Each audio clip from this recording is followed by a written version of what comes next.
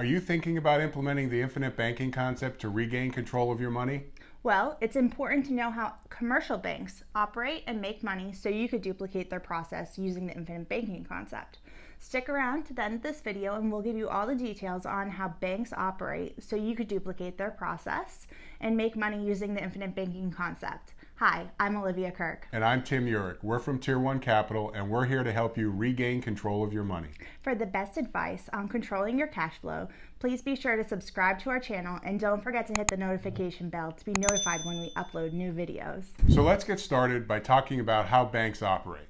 The first thing banks need to do is file for a charter. Once the charter is approved, then they have to capitalize the bank. But understand, banks don't lend you their money.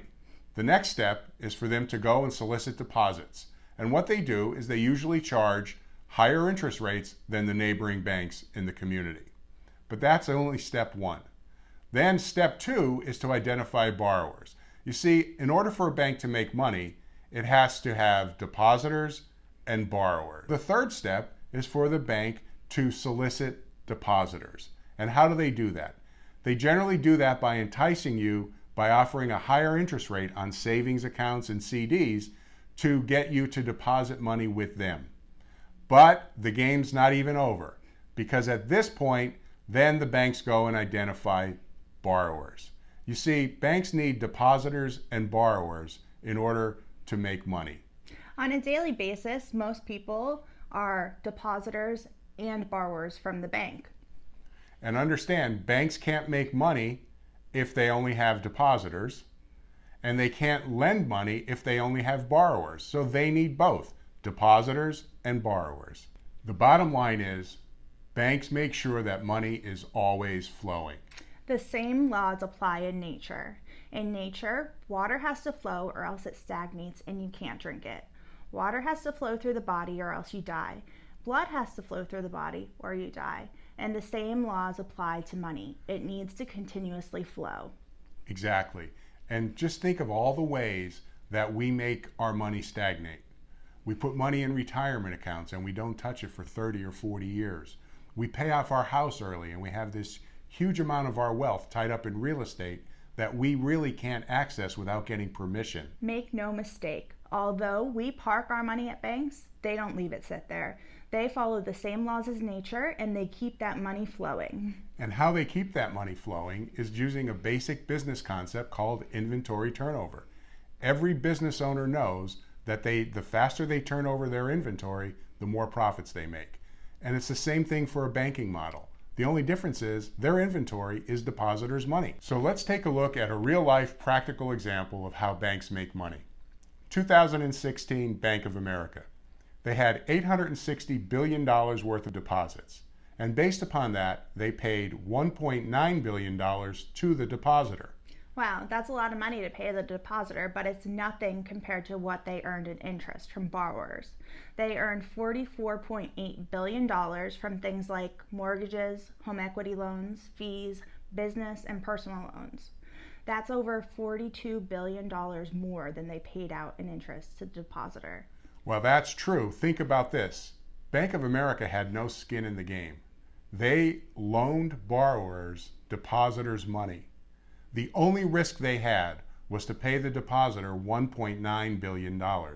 By keeping money flowing, they were able to generate $44.8 billion in revenue.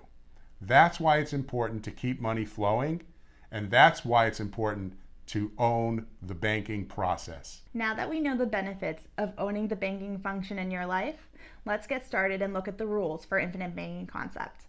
My mentor, Nelson Nash, had 4 basic rules. Number 1, think long term. Number 2, don't be afraid to capitalize.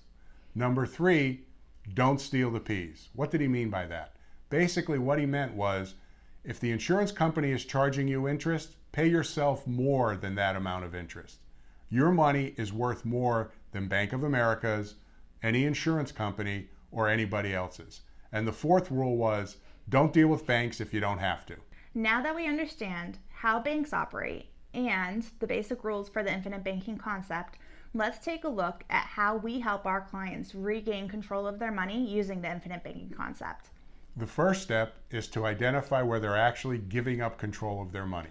We look at places like their mortgages, taxes, how they're funding retirement plans, how they plan on funding college tuition for their children, and how they're funding major capital purchases. Step 2 is real easy. They just agree to stop doing those things where they're giving up control of their money, so that they can go to step 3, which is to capitalize their policy, capitalize their bank, which leads them to step 4, where they're actually borrowing against their own cash value and paying interest back to an entity that they own and control, so that they can control the process and make the profits.